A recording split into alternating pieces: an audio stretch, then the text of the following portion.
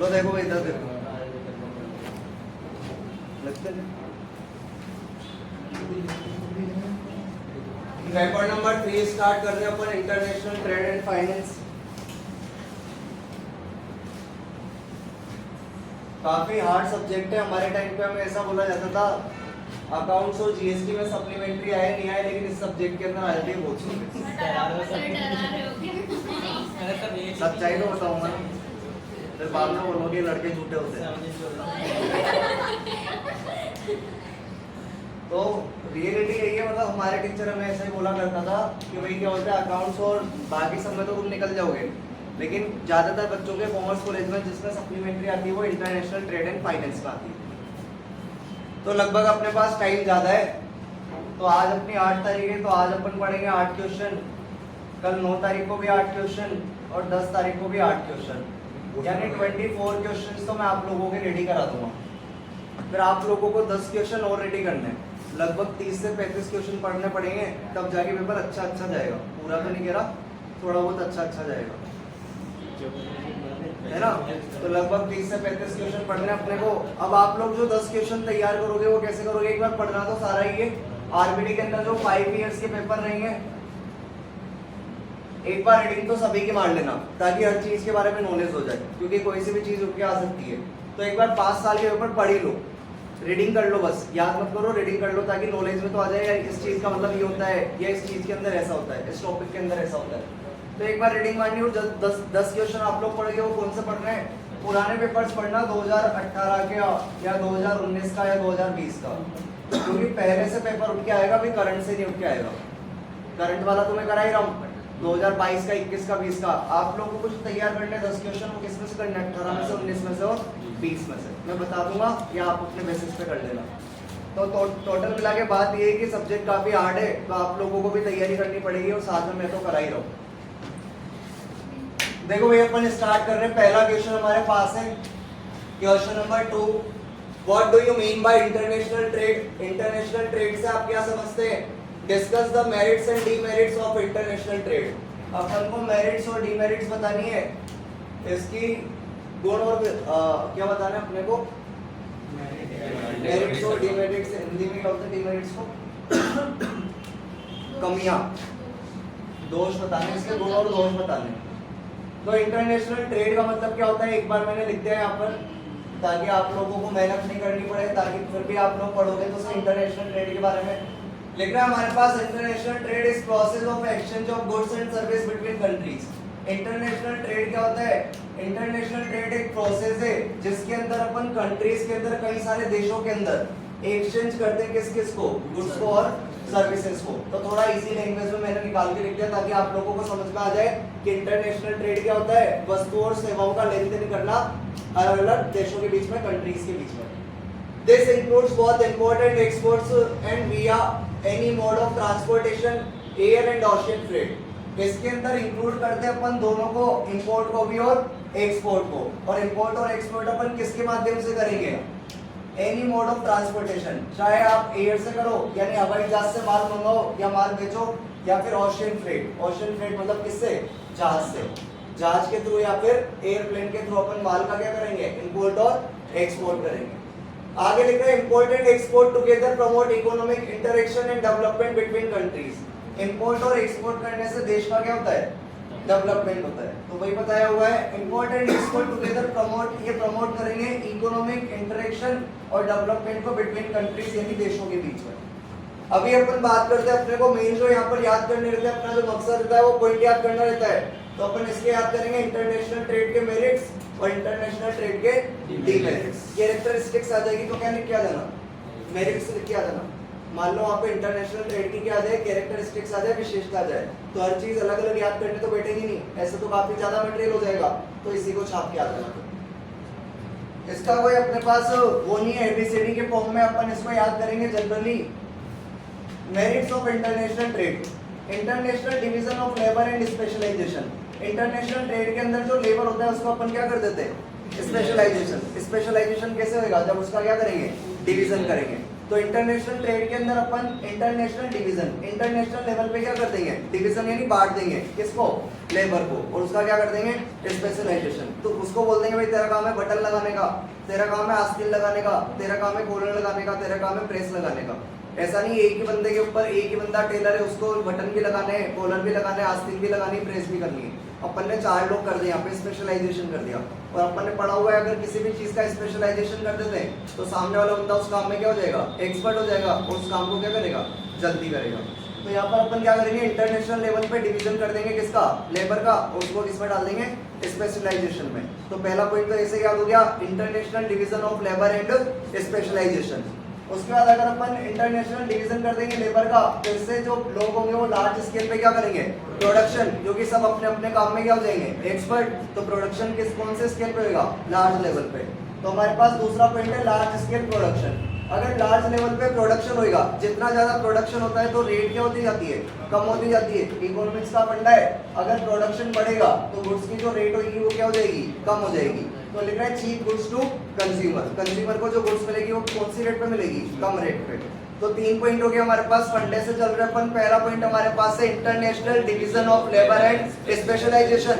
जब स्पेशलाइजेशन हो जाएगा तो लार्ज लेवल पे क्या होगा, प्रोडक्शन, तो लार्ज स्केल प्रोडक्शन। और फिर तीसरा हमारे पास क्या है, चीप गुड्स टू कंज्यूमर, क्योंकि जितना प्रोडक्शन बनेगा उतनी रेट क्या होती जाएगी, कम होती जाएगी। रेट कम होने से क्या होगा, हर इंसान अच्छे कपड़े पहनेगा, तो रेसिंग लिविंग स्टैंडर्ड, स्टैंडर्ड क्या हो जाएगा, बढ़ जाएगा, रहने का स्तर बढ़ जाएगा। रहने का स्तर बढ़ेगा तो अपन ये बोलेंगे कि जो नेचुरल रिसोर्सेज है उनका क्या हो रहा है, मैक्सिमम यूटिलाइजेशन हो रहा है। जो नेचुरल रिसोर्सेज है उनका क्या हो रहा है, मैक्सिमम यूटिलाइजेशन हो रहा है, यूटिलाइजेशन हो रहा है। तो 5 पॉइंट अपन ने कोई याद नहीं करे, एक अपन ने बस अपने माइंड के अंदर थॉट बना लिया कि मेरिट्स क्या है, इंटरनेशनल ट्रेड के अंदर क्या होता है, international division of labour and specialisation. दूसरा पॉइंट, अगर दूसरा पॉइंट क्या, large scale production, large level पर प्रोडक्शन होगा तो रेट क्या हो जाएगी, कम, तो cheap goods to consumer, cheap goods मिलेगी तो हर कोई अच्छे कपड़े पहनेगा, तो रेजिंग लिविंग स्टैंडर्ड्स। और इससे क्या होगा, यूटिलाइजेशन ऑफ नेचुरल रिसोर्सेज, इससे क्या होगा, नेचुरल रिसोर्सेज का क्या होगा, यूटिलाइजेशन होगा। तो मैंने कोई याद नहीं कराया, बस आप लोगों के माइंड के अंदर एक थॉट बैठा दिया कि अपन को किस तरह पॉइंट्स बनाने। याद हुए कि नहीं हुए, हो गए, 4-5 बार पढ़ लो, फिर अपन आगे देखेंगे इसके डीमेरिट्स।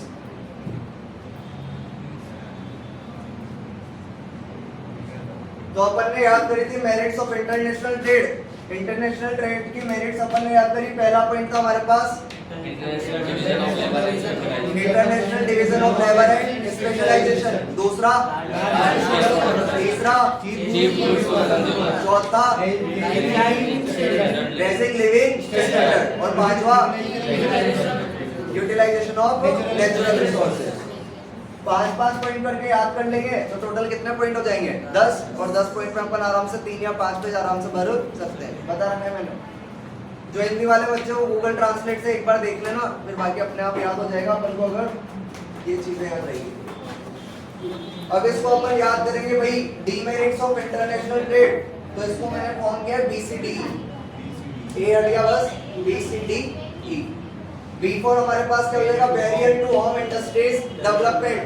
इंटरनेशनल ट्रेड की वजह से क्या होता है, जो बड़ी बड़ी कंपनीज होती है वो तो मार्केट के अंदर सही रहती है, लेकिन जो अपने देश की कंट्रीज होती है जिनको कॉस्ट ज्यादा पड़ती है तो प्रोडक्ट की वैल्यू भी क्या रखेगी, ज्यादा, तो उनके जो उनकी कंपनीज रहेगी वो क्या हो जाएगी, बंद हो जाती है। तो लिखा है barrier to home industries development. B4 क्या हो जाएगा, barrier to home industries development. C4 हमारे पास क्या हो जाएगा, कल्चरल डिफरेंसेस, क्योंकि इंटरनेशनल लेवल पे बिजनेस हो रहा है तो कल्चर में भी क्या आएगा, डिफरेंस आएगा। कस्टमर सर्विसेज, तो हमारे पास B4 तो हो गया barrier to home industries development, barrier to home industries development. C4 क्या हो गया, कल्चरल डिफरेंस, और C4 क्या हो गया, कस्टमर सर्विस। D4 हमारे पास क्या हो जाएगा, depletion of vital resources. Depletion of vital resources का मतलब होता है जो महत्वपूर्ण संसाधन होते हैं वो क्या होते जाते हैं, खत्म होते जाते हैं, कम होते जाते हैं। डंपिंग आप लोग एक बार पढ़ लेना क्या होता है, डंपिंग और इकोनॉमिक इनस्टेबिलिटी। इनको अपन बोल लेते हैं एक बार, फिर माइंड में आप लोग 4-5 बार बोलना, याद हो जाएगा।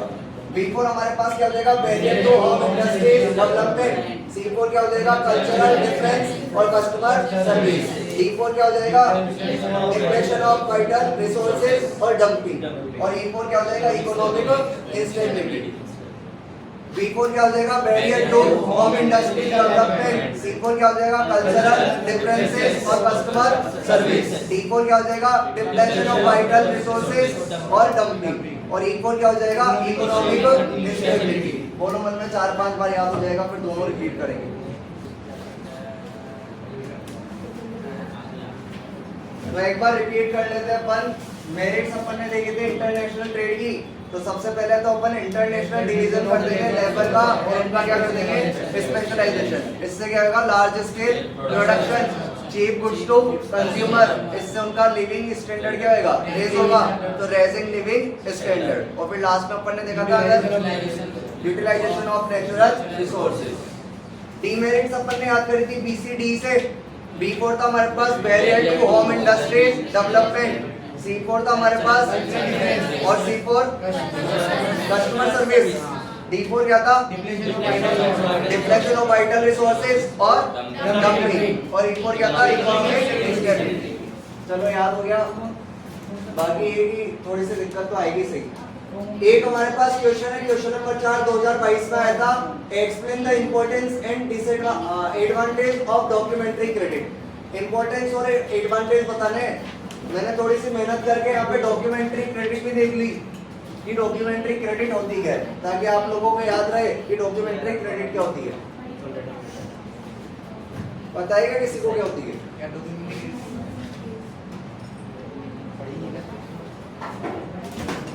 देखो भाई बातें मत करो, है ना। डॉक्यूमेंट्री क्रेडिट क्या होती है पहले तो वो देखो। ये हमारा मिस्टर ए एक्सपोर्टर और ये हमारा मिस्टर बी इंपोर्टर। अब इश्यूज क्या होते हैं? ट्रस्ट इश्यूज आते हैं सबसे बड़े। जैसे ये रहा इंडिया में जैसे ये रहा इंडिया में और ये रहा यूएसए में। तो ये बोलेगा इंडिया वाला कि भाई पहले तो मुझे माल भेज, उसके बाद मैं तुझे क्या करूंगा? पेमेंट। और ये बोलेगा क्योंकि तो इंडिया वाला है तो तू पहले क्या कर? पेमेंट, उसके बाद मैं क्या भेजूंगा? माल भेजूंगा। तो ये दिक्कत आ जाती है इंटरनेशनल ट्रेड के अंदर। तो ऐसी है, हाँ लॉन्ग डिस्टेंस इसमें क्या होता है? तो दिक्कत हो सकती है। तो देखो बात समझना भाई, ये बंदा तो यूएसए का, ये बंदा इंडिया का है। तो प्रॉब्लम है, तो प्रॉब्लम का क्या निकाला? सॉल्यूशन किसके थ्रू निकाला? Documentary credit. तो क्या करेगा जो हमारा इंपोर्टर है मिस्टर बी जाएगा पहले इसके बैंक के पास, जो भी इसका इंडिया का बैंक है। इंडिया का बैंक मान लेते अपन जैसे एसबीआई। तो जो एसबीआई बैंक है उसको अपन यहाँ पर बोलेंगे, इसके पास जाएगा इशूइंग बैंक या ओपनिंग बैंक। ये इसके पास जाएगा और अप्लाई करेगा किसके लिए? एलसी के लिए, क्योंकि डॉक्यूमेंट्री क्रेडिट को अपन क्या होते हैं? लेटर ऑफ क्रेडिट यानी एलसी। तो मिस्टर बी अपने बैंक के पास जाएगा और अप्लाई करेगा किसके लिए? एलसी के लिए। तो यहाँ पर एलसी के लिए इसने अप्लाई कर दिया। अब इशूइंग बैंक क्या करेगा? जो एक्सपोर्टर का बैंक है, एक्सपोर्टर का बैंक मान लो यूएसए के अंदर कौन सा मान है? बता भी कौन सा चलता है? चलता होगा यूएसए बैंक ही चलता होगा मान लो, ठीक है, मान लेते हैं। तो ये बंदा तो इसके पास गया खुद के बैंक के पास, तो इसने एलसी के लिए अप्लाई कर दिया। तो जो इंडिया का बैंक है वो फॉरेन के बैंक को इशू लेटर ऑफ क्रेडिट, वो जो एलसी है वो इशू कर देगा किसको? इस बैंक को। और यूएस वाले बैंक को जो एक्सपोर्टर का बैंक रहेगा उसको क्या बोलेंगे? एडवाइजिंग बैंक या कन्वर्टिंग बैंक। तो यहाँ पर इंपोर्टर ने अपने बैंक में एलसी के लिए अप्लाई करा, फिर ये एलसी इन्होंने इशू कर दी किस बैंक को?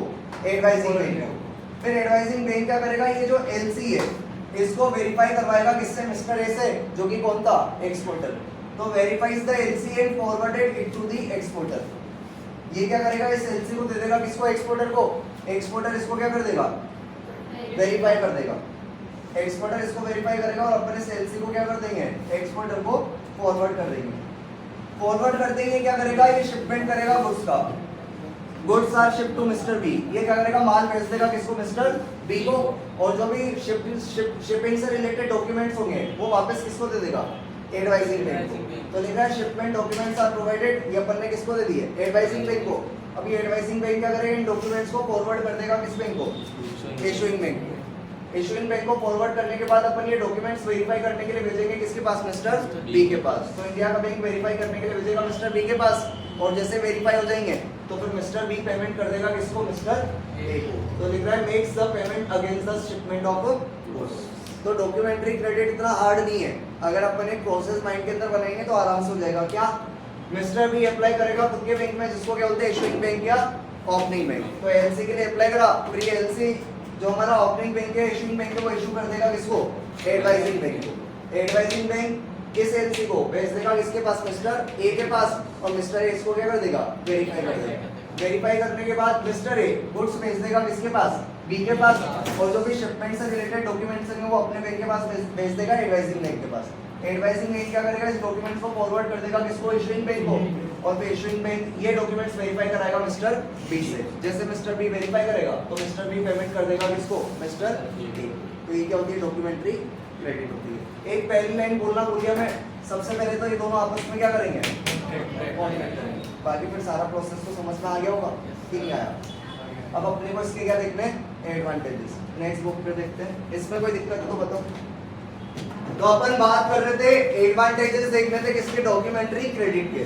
आप लोगों को प्रोसेस समझ में आया तो आप लोगों को पॉइंट्स भी देखना रिलेट होंगे उससे।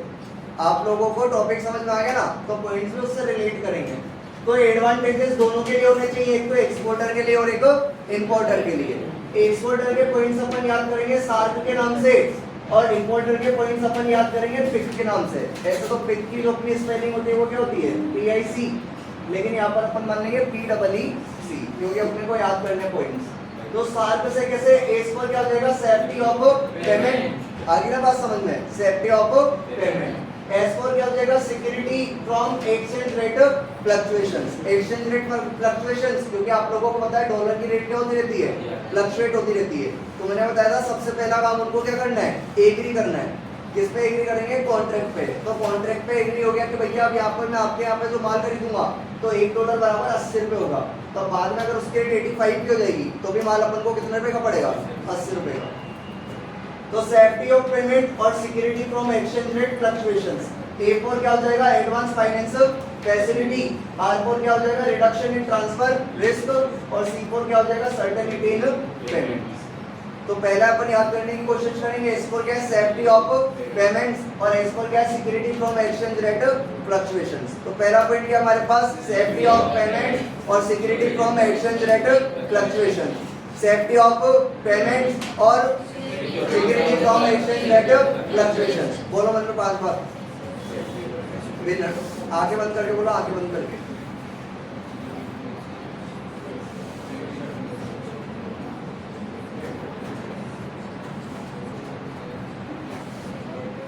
तो एस पर हमारे पास हो जाएगा सेफ्टी ऑफ पेमेंट और security from exchange rate fluctuations. A four क्या हो जाएगा, advance finance facility.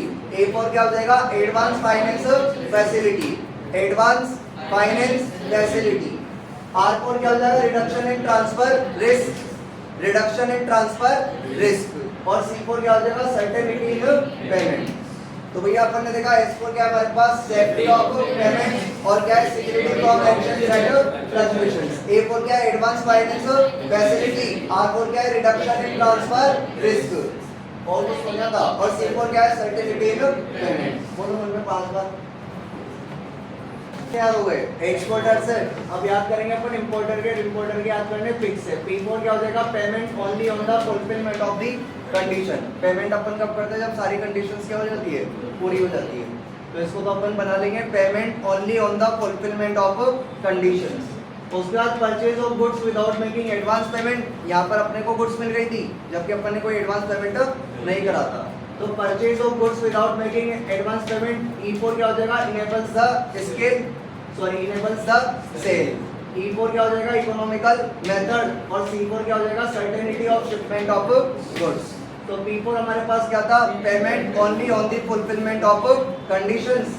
P four क्या था हमारे पास, purchase of goods without making advance payment, यही था ना, purchase of goods without making advance payment. उसके बाद ई फोर हमारे पास था इनेबल्स द सेल और इकोनॉमिकल मेथड। और सी फोर क्या था, certainty of shipment of goods. बोलो मन में 4 बार बोलो।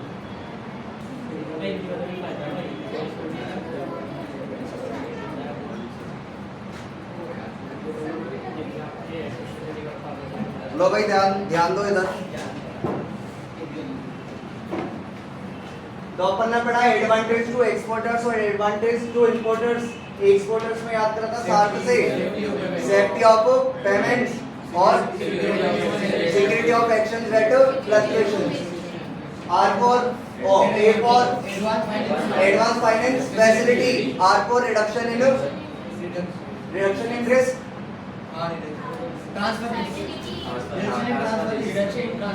Reduction of transfer risk. और C4 क्या था हमारे पास? सर्टेनिटी इन पेमेंट। P4 हमारे पास था यहाँ पर payment only after fulfilment of conditions. भाई एक बार ये याद रख लो, पेमेंट कब करते हैं? कंडीशन पूरी होने के बाद। तो इसको इंग्लिश में क्या बोलेंगे? Payment only after of fulfilment of conditions. उसके बाद purchase of goods without making advance payment. E4 क्या हो जाएगा? इनेबल सेल और इकोनॉमिकल मेथड। और C4 क्या हो जाएगा? Certainty of shipment of goods. बार बार बोलना पड़ेगा तभी याद होगा इंटरनेशनल ट्रेड के पॉइंट्स, ऐसा हलवा नहीं है। अगला हमारे पास है क्वेश्चन नंबर 8 2022 का। बोल रहा है explain the principal objects of UNCTAD। तो पहले तो UNCTAD की फुल फॉर्म देख लिया अपन ने। How far is it proved successful in safeguarding the economic interest of developing countries in the field of trade. बोल रहा है कितनी सीमा तक किसने प्रूव करा है सफलता को? Economic interest of developing countries. जो डेवलपिंग कंट्रीज है तो इंटरनेशनल ट्रेड के फील्ड में कितना सक्सेसफुल रहा है। तो इसके बारे में अपन ने यहाँ पर जो लिखी है वो लिखी अचीवमेंट्स। किसके अचीवमेंट्स क्या है? तो पहले तो UNCTAD के फुल फॉर्म याद कर लेना। अब हिंदी में करो तो हिंदी में, इंग्लिश में करो तो हिंदी में। Union nation conference on trade and development. तो U4 तो क्या हो जाएगा? यूनियन। N4 क्या हो जाएगा? Nation. C4 conference, T4 trade और D4 डेवलपमेंट। और A4 तो क्या हो जाएगा? एंड। तो union nation conference trade and development. Union nation conference trade and development. Union nation conference trade and development. आंखें बंद करके बोलो, आंखें बंद करके। Union nation conference trade and development. Union nation conference trade and development. U4 N4 C4 A4 और D4। तो ये फुल फॉर्म तो याद होगी अपने को कम से कम। एस्टेब्लिशमेंट हुआ था UNCTAD का हमारे पास 30 दिसंबर 1964। 30 दिसंबर 1964। UNCTAD का अपन ऐसे याद कर सकते हैं, ईयर थोड़ा सा अजीब है। एक तो ईयर एंड 31 दिसंबर के एक दिन पहले वाला दिन 30 दिसंबर और 1964 ऐसे याद रख लेना। वो बोलते हैं ना, एक हनी सिंह का गाना है थाकी चोरी 61-62। तो 61-62 की जगह कितना? 64। तो UNCTAD हमारा कब एस्टेब्लिश हुआ था? ये ईयर के एक दिन पहले और 61-62 64। एक ऐसा गाना है वो हनी सिंह का, किसका पता नहीं है। बाकी से बोलता था कि पूरी 61-62 तो अपन क्या रखेंगे? 64। तो याद हो गया 30 दिसंबर 1964। याद रहेगा, मतलब इस तरह की बातों से याद रहता है मेरे को, ऐसा याद हो। Established by the United Nations general. इसको एस्टेब्लिश किसने किया?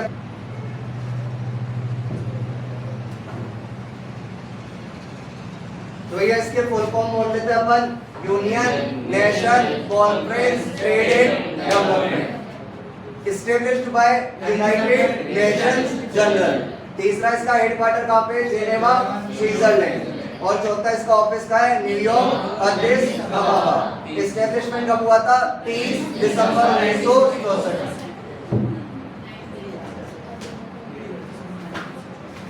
अब अचीवमेंट देख रहे अपन। जो इसने बात बोली कि UNCTAD कहां तक सक्सेसफुल हुआ इंटरनेशनल ट्रेड में इकोनॉमिक इंटरेस्ट के लिए, तो देख लेते हैं इसको अचीवमेंट्स कैसे याद करनी है।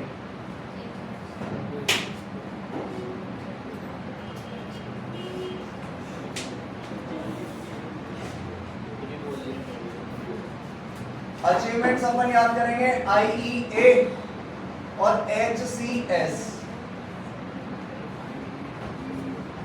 उधर जो अपन ने डीमेरिट्स याद करे थे इंटरनेशनल ट्रेड के, उसकी शॉर्टकट क्या था? BCDE।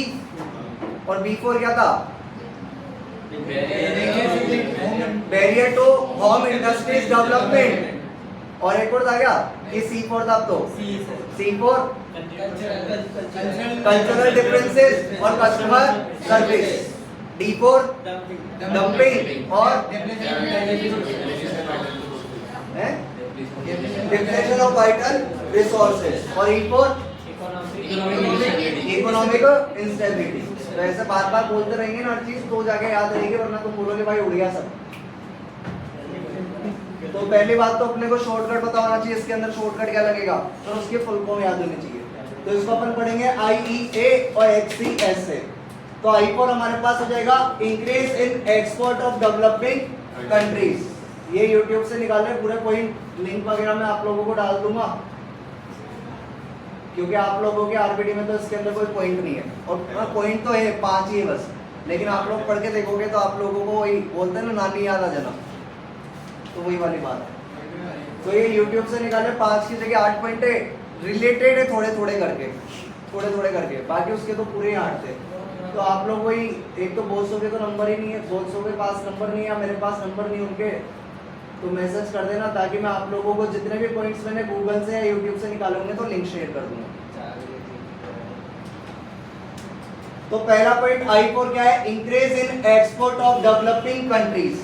टोटल मिला के यहाँ पर जो अपन से क्वेश्चन पूछ रहा था वो किसका पूछ रहा था? डेवलपिंग कंट्रीज का। तो पीछे तो डेवलपिंग कंट्रीज है, आगे अपन को याद करा है increase in export of. I4 क्या है? Increase in export of developing countries. Increase in export of developing countries. Increase in export of developing countries. वापस I4 क्या हमारे पास? Integrated commodities programme.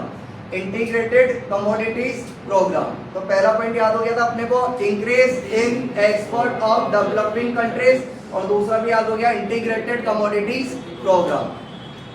E4 हमारे पास क्या है? Establishment of generalised system of preference, establishment of global system of trade preference. दोनों point एक दूसरे से रिलेट करते हैं। यहाँ पे जनरलाइज्ड है और यहाँ पे क्या है? ग्लोबल सिस्टम का क्या है? सिस्टम ऑफ का क्या है? ऑफ, और यहाँ पर क्या है? प्रेफरेंस की जगह ट्रेड प्रेफरेंस। आगे का याद करना है, establishment of generalised system of preference, global system of trade preference. और किसी को याद नहीं हुई तो इसको क्या कर देना, अपन को पॉइंट लिखना है। तो establishment of generalised system of preference और establishment of global system of trade preference, क्या ग्लोबल सिस्टम ऑफ प्रेफरेंस। पहला पॉइंट तो हमारे पास क्या था? Increase in export of developing countries. दूसरा क्या था हमारे पास? Integrated commodities programme. तीसरा हमारे पास है E4 establishment of generalised system of preference, और चौथा क्या है? Establishment of global system of trade preference या फिर प्रेफरेंस। बोलो मन में 4 बार बोलो या देख के बार बोलो, तभी जाके याद होएगा, ऐसे याद नहीं होगा। या एक और याद कर लो, A4 होता है एड, और एड का मतलब क्या होता है? Help. Aid from developed countries to developing countries. Help आएगी कहां से? डेवलप्ड कंट्रीज से। किसको? डेवलपिंग कंट्रीज को। तो A4 क्या हो जाएगा? हेल्प जाएगी डेवलप्ड कंट्रीज से, किसको? डेवलपिंग कंट्रीज को। तो aid from developed countries to developing countries. बोलो मन में 4 बार बोलो, तुम लोग ही आलस खाओगे तो कैसे काम चलेगा। तो हमारे पास था अचीवमेंट्स ऑफ अंकटाड, अपन ने इसको याद करा IEA HCS। I मतलब क्या था हमारे पास? Increase in export of developing countries और इंटीग्रेटेड कमोडिटीज प्रोग्राम। E4 हमारे पास है establishment of generalised system of preference और integrated establishment of global system of trade preference. और A4 मतलब एड, और एड का मतलब हेल्प। तो help from developed countries to developing countries. H4 हमारे पास हो जाएगा वापस हेल्प इन सॉल्विंग डेब्ट प्रॉब्लम। C4 हो जाएगा concession to least developed countries, और S4 हो जाएगा setting up common fund for buffer stock financing. तो पहले तो पॉइंट तो इजी है। H4 क्या है? हेल्प इन सॉल्विंग डेब्ट प्रॉब्लम, और C4 क्या है? Concession to developing countries, concession to least developed countries. और एस फोर क्या हो जाएगा, setting up common fund for buffer stock financing. Setting up common fund, बहुत से तो आधा पॉइंट ही लिख के आ जाएंगे जिनको याद नहीं होगा, तो सेटिंग अप कॉमन फंड और आगे अपन लिख देंगे for buffer stock financing. Setting up common fund for buffer stock financing. एक बार इधर देख के बोलना, आई फॉर हमारे पास था increase in export of developing countries. I for हमारे पास था integrated commodity programme. E for हमारे पास था establishment of generalised system of preference और integrated of establishment of global system of preference और aid from developed countries to developing countries. H for हमारे पास है help in solving left problem. C for हमारे पास है concession to least developed countries और S for हमारे पास है set up a common fund for suffering stock financing. बोलो फिर रिपीट करेंगे।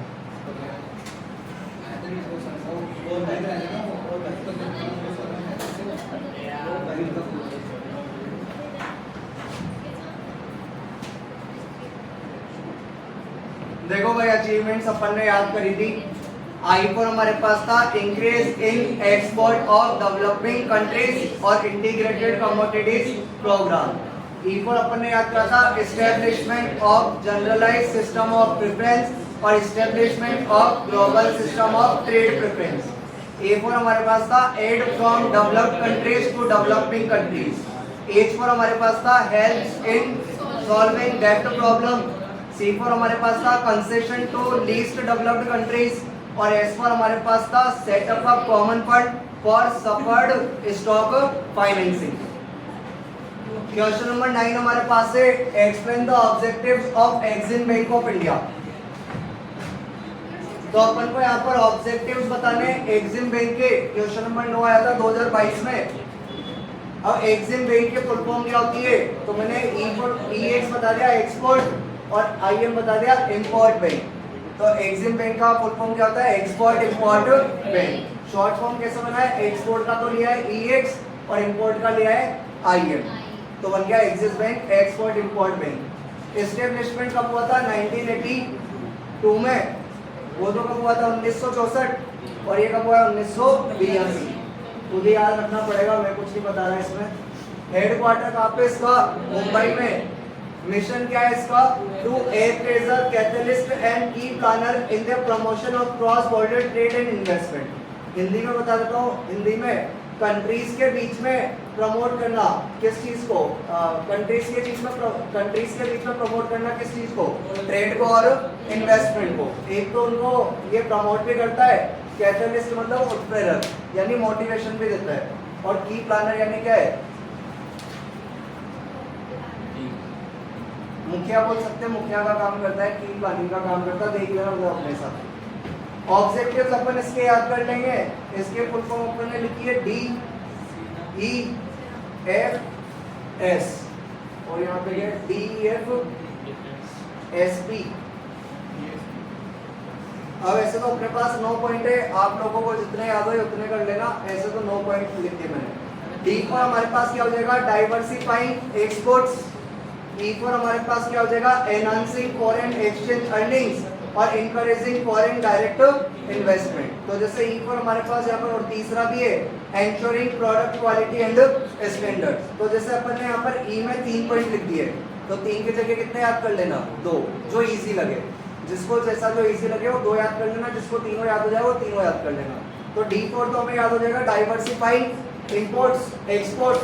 ई फॉर क्या हो जाएगा, enhancing foreign exchange earnings, encouraging foreign direct investment और ensuring product quality and standard. ये वाले 2 इजी है या ये वाले 2 इजी है, तीसरा और चौथा एनकरेजिंग फॉरेन डायरेक्ट इन्वेस्टमेंट और ensuring product quality and standards. एक पर हमारे पास हो जाएगा facilitating import of essential goods. S four हमारे पास हो जाएगा सपोर्टिंग एग्री प्रोडक्ट्स और स्ट्रेंथनिंग इंफ्रास्ट्रक्चर। एस फोर हमारे पास हो गया। पी फोर हमारे पास क्या हो जाएगा, प्रोवाइड एक्सपोर्ट इंसेंटिव्स और P4 हो जाएगा promoting research and development. 9 point है, 9 में से आप लोगों को 5, 6, 7 जितने याद होते याद करने की कोशिश करना। मैंने आप लोगों को पहले बोला इंटरनेशनल ट्रेड है, हार्ड है, पॉइंट्स भी क्या है, हार्ड। पढ़ने में ऐसा लग रहा है पढ़ो ही मत, डायरेक्ट पेपर देके आ जाओ, लेकिन जब यहाँ पर ऐसा लग रहा है तो पेपर कैसे देके आओगे तुम? टोटल मिला के अपने को खुद को ही मोटिवेट होना पड़ेगा और खुद ही को पॉइंट्स याद करने के लिए मोटिवेशन देना पड़ेगा। तो D4 हमारे पास क्या हो जाएगा, डाइवर्सिफाइंग एक्सपोर्ट्स। E4 में याद करा रहा हूँ, तीसरा और चौथा, एनकरेजिंग फॉरेन डायरेक्ट इन्वेस्टमेंट और डाइवर्सिफाइंग निर्यात में विविधता।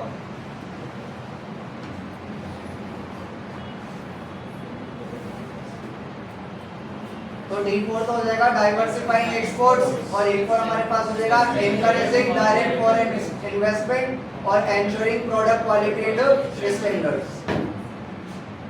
F4 हो जाएगा facilitating import of essential goods और सपोर्ट, अच्छा F4 तो एक ही है, S4 हो जाएगा सपोर्टिंग एग्री प्रोडक्ट्स और स्ट्रेंथनिंग इंफ्रास्ट्रक्चर। तो D4 तो क्या था, डाइवर्सिफाइंग एक्सपोर्ट्स। E4 हमने देखा एनकरेजिंग फॉरेन डायरेक्ट इन्वेस्टमेंट और ensuring product quality and standard. F4 क्या हो जाएगा, facilitating import of essential goods, facilitating import of essential goods. S4 क्या हो जाएगा हमारे पास, सपोर्टिंग एग्री प्रोडक्ट्स और स्ट्रेंथनिंग इंफ्रास्ट्रक्चर। P4 क्या हो जाएगा, प्रोवाइड एक्सपोर्ट इंसेंटिव्स और promoting research and development. 5 minute दे रहा हूँ, पढ़ लो, उसके बाद फिर अपन रिपीट करेंगे। तो भाई D4 अपन ने याद करा diversifying export, E4 encouraging foreign direct investment और ensuring product quality and standards. F4 हमारे पास था facilitating import of essential goods. S4 हमारे पास था सपोर्टिंग एग्री प्रोडक्ट और था हमारे पास स्ट्रेंथनिंग इंफ्रास्ट्रक्चर।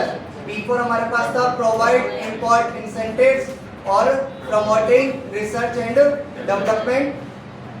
बस बाकी अपन ने देखा एग्जिम बैंक के फुल फॉर्म थी एक्सपोर्ट इम्पोर्ट बैंक। एस्टेब्लिश हुआ था 1982 में, हेडक्वार्टर है हमारा मुंबई के अंदर और काम क्या करता है, देशों के बीच में ट्रेड और इन्वेस्टमेंट को क्या करता है, प्रमोट करता है। अगला हमारे पास है right an article on Asian development bank, 2022 के अंदर आया question number 10। Asian development bank short में बोलते हैं ASD, Asian development bank, sorry ADB. Establishment हुआ था 19 दिसंबर 1966, तो ये भी उसी से रिलेट कर रहा है। वो तो हमारे पास था 30 दिसंबर 1964 और ये 19 दिसंबर 1966। 19 दिसंबर को कुछ हुआ था क्या?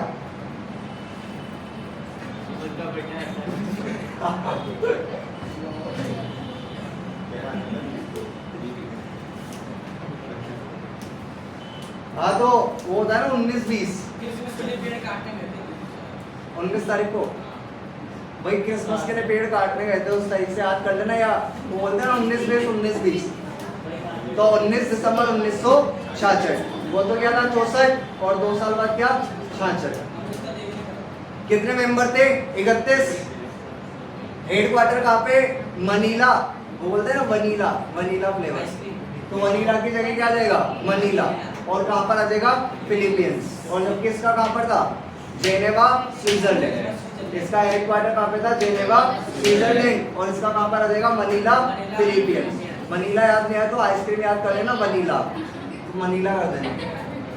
How many members does it have, अभी के टाइम पे कितने मेंबर है 68 शेयर होल्डिंग है इसके अंदर। 49 मेंबर है एशिया पैसिफिक रीजन पे।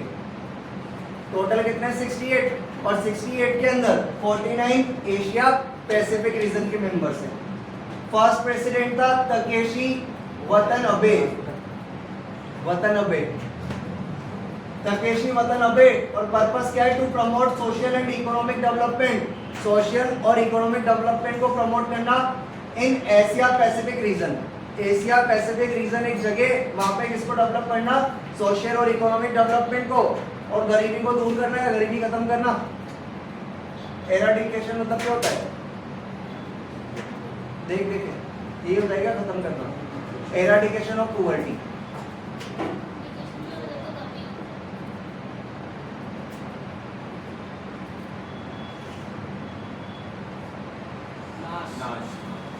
यानी पुअर्टी को क्या करना, खत्म करना।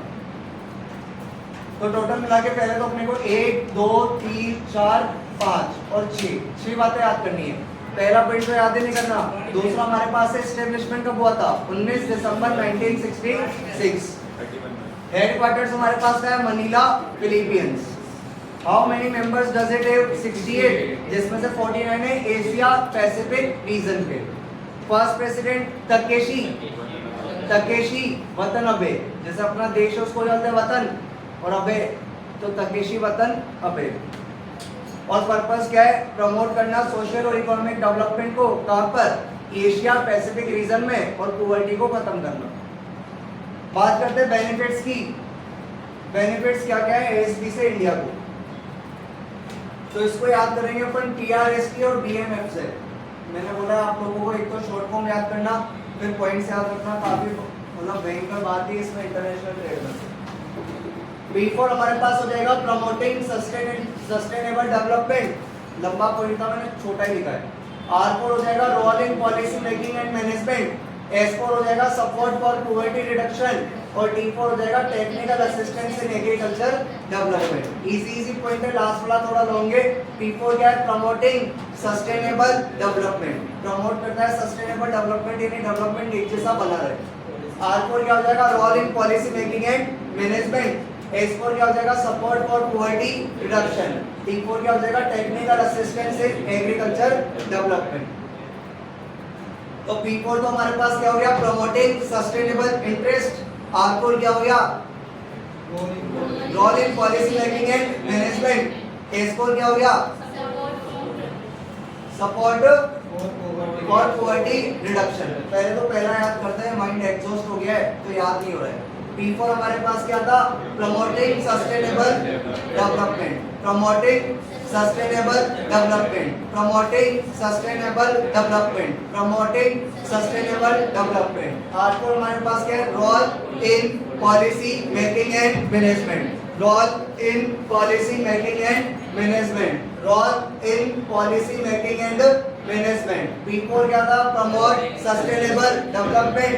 R4 role in policy making and management, role in policy making and management. और P4 था प्रमोट सस्टेनेबल डेवलपमेंट। S4 क्या है, support for poverty reduction, support for poverty reduction, support for poverty reduction, support for poverty reduction. तो P4 हमारे पास था promote sustainable development. R4 था reduction, role of policy making and management. S4 था हमारे पास सपोर्ट फॉर पॉवर्टी रिडक्शन या support in poverty reduction, यही था ना। P4 हमारे पास था प्रमोट सस्टेनेबल डेवलपमेंट। R4 था role in policy making and management. S4 हमारे पास था support in poverty reduction. T4 हमारे पास है technical assistance in agriculture development, technical assistance in agriculture development. यहाँ पर देखते हुए 4-4 बार बोलो इनको मन में, चौथा मैंने सामने छोड़ दिया।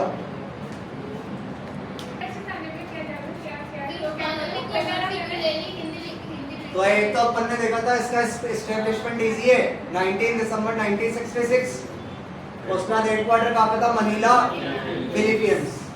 क्या काम, टोटल मेंबर कितने हुए, 68, जिसमें से 49 किसके, एशिया पैसिफिक रीजन के। फर्स्ट प्रेसिडेंट कौन था, तकेशी वतनबे। और पर्पस क्या, प्रमोट करना सोशल और इकोनॉमिक डेवलपमेंट को कहां पे, एशिया पैसिफिक रीजन में, और गरीबी खत्म करना।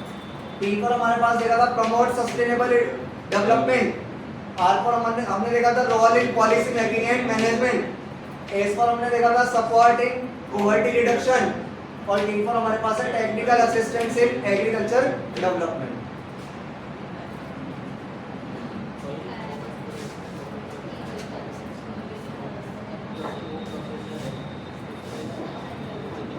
अब हमारे पास है BMF, तो B4 हो जाएगा basis of Asian common market, और M4 हो जाएगा म्यूचुअल कोऑपरेशन, और F4 हो जाएगा फंडिंग फॉर इंफ्रास्ट्रक्चर प्रोजेक्ट। तो B4 इजी है, basis of Asian common market, basis of Asian common market. M4 हो जाएगा म्यूचुअल कोऑपरेशन। तो B4 हो गया हमारे पास basis of Asian common market, और M4 हो जाएगा म्यूचुअल कोऑपरेशन, और M4 हो जाएगा फंडिंग फॉर इंफ्रास्ट्रक्चर प्रोजेक्ट।